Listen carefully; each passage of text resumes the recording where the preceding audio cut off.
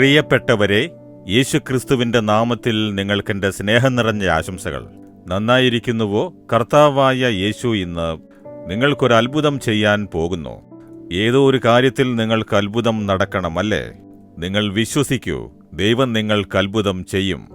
ഇല്ല, എന്റെ ജീവിതം അവസാനിച്ചു, എനിക്കൊന്നും ശരിയാവുന്നില്ല, എനിക്ക് ജ്ഞാനമില്ല, മറ്റുള്ളവരെ പോലെയുള്ള സൗകര്യങ്ങളുമില്ല, മറ്റുള്ളവരെ പോലെയുള്ള മനോധൈര്യവും എനിക്കില്ല, എന്റെ ശരീരത്തിന് സുഖവുമില്ല, വല്ലാത്ത ബലഹീനത തോന്നുന്നു എന്ന് നിങ്ങളെക്കുറിച്ച് ചിന്തിച്ച് വിഷമിച്ച് പരിഭ്രമിച്ചുകൊണ്ടിരിക്കുകയാണോ നിങ്ങൾ?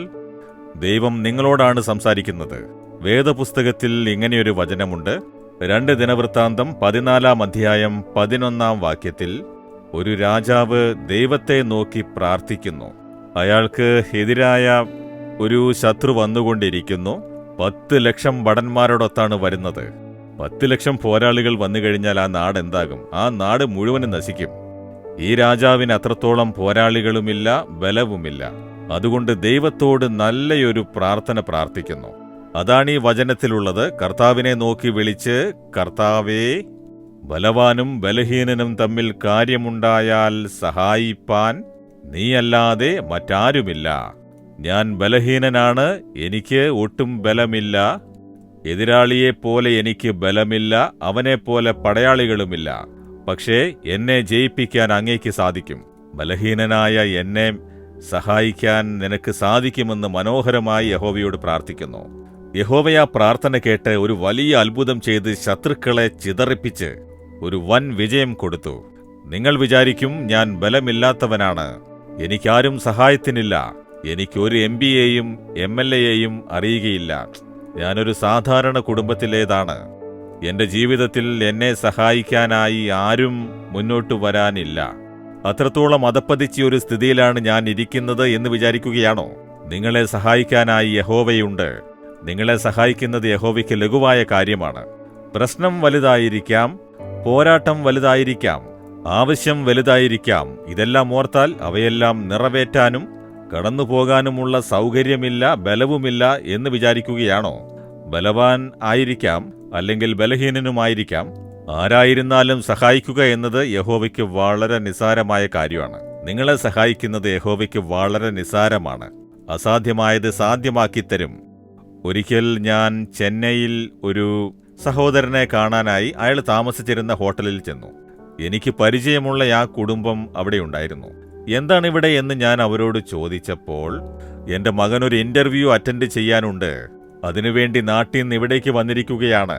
ശരി, എന്താണിത് ദുഃഖത്തോടെ പറയുന്നത് എന്ന് ചോദിച്ചു.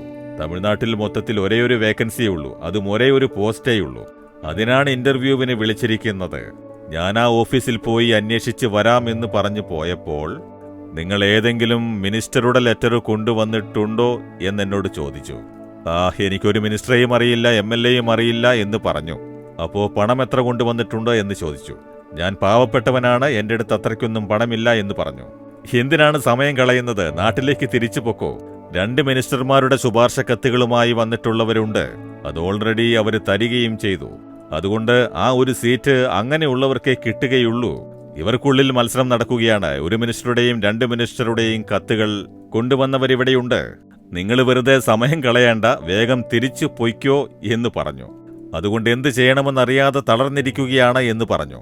ഞാൻ പറഞ്ഞു, പേടിക്കേണ്ട, നിങ്ങളെ സഹായിക്കാനായി സ്വർഗത്തിലെ ദൈവമുണ്ട്. ഒരു മിനിസ്റ്ററും നിങ്ങളെ സഹായിക്കാൻ മുന്നോട്ട് വന്നിട്ടില്ലായിരിക്കാം. എല്ലാ മിനിസ്റ്ററിനേക്കാളും വലിയവൻ, സർവ്വലോകാധിപതി, രാജാധിപതിയായവൻ, ഏക ചക്രവർത്തിയായവൻ, ആ ദൈവമുള്ളപ്പോൾ എന്തിനെ പേടിക്കുന്നു? നമുക്കിപ്പോൾ പ്രാർത്ഥിക്കാം. ദൈവം അത്ഭുതം ചെയ്യും. നിങ്ങളുടെ മകനോട് ഇന്റർവ്യൂ അറ്റൻഡ് ചെയ്യാൻ പറയൂ എന്ന് പ്രാർത്ഥിച്ച് അവരെ ധൈര്യപ്പെടുത്തിയിട്ട് തിരിച്ചു വന്നു. കുറച്ച് ദിവസങ്ങൾ കഴിഞ്ഞ് എന്നെ യാദൃശികമായി കണ്ടപ്പോൾ അയാൾ പറഞ്ഞു, ബ്രദർ, അന്നെന്റെ മകന് വേണ്ടി പ്രാർത്ഥിച്ച് ഇന്റർവ്യൂ അറ്റൻഡ് ചെയ്യാൻ പറഞ്ഞു. ആ ഒരേയൊരു സീറ്റ് എന്റെ മകന് കിട്ടാനായി ദൈവം സഹായിച്ചു. മിനിസ്റ്റേഴ്സിന്റെ ശുപാർശകളെല്ലാം ചവറ്റുകൊട്ടയിലേക്ക് ഇടാൻ ഇടയാക്കിയിരിക്കുന്നു. അതാണ് ദൈവം. ബലവാനായാലും ബലഹീനനായാലും ശരി, അവരെ സഹായിക്കുന്നത് യഹോവയ്ക്ക് നിസ്സാര കാര്യമാണ്. എന്തിനാണ് ഭയപ്പെടുന്നത്? നിങ്ങൾക്ക് യഹോവയുണ്ട്, രാജാതി രാജാവും കർത്താതി കർത്താവും. സകലവും പരിപാലിച്ച് നടത്തുന്ന ദൈവം നിങ്ങൾക്ക് സഹായകനാകുമ്പോൾ എന്തിനു ഖേദിക്കുന്നു? ഭയപ്പെടേണ്ട. ധൈര്യത്തോടെ പറയൂ, കർത്താവേ, ഞാൻ ബലഹീനൻ തന്നെയാണ്, പാവമാണ്, ബലഹീനനാണ്. എന്നെ സഹായിക്കാൻ ഒരു മനുഷ്യൻ പോലുമില്ല. പക്ഷേ അങ്ങ് എന്നെ സഹായിക്കും, എനിക്ക് അത്ഭുതം ചെയ്യും. ഈ കാര്യത്തിൽ ഇന്ന് തന്നെ ഞാനൊരു അത്ഭുതം പ്രതീക്ഷിക്കുന്നു. യേശുവിന്റെ നാമത്തിൽ ആമേൻ, ആമേൻ. Jesus readings Malayalam YouTube channel subscribe ചെയ്യുക. ബെൽ ഐക്കോൺ ക്ലിക്ക് ചെയ്യുക. ഞങ്ങളുടെ ദൈനംദിന പ്രോഗ്രാമുകളെക്കുറിച്ചുള്ള അപ്ഡേറ്റ് ലഭിക്കുവാൻ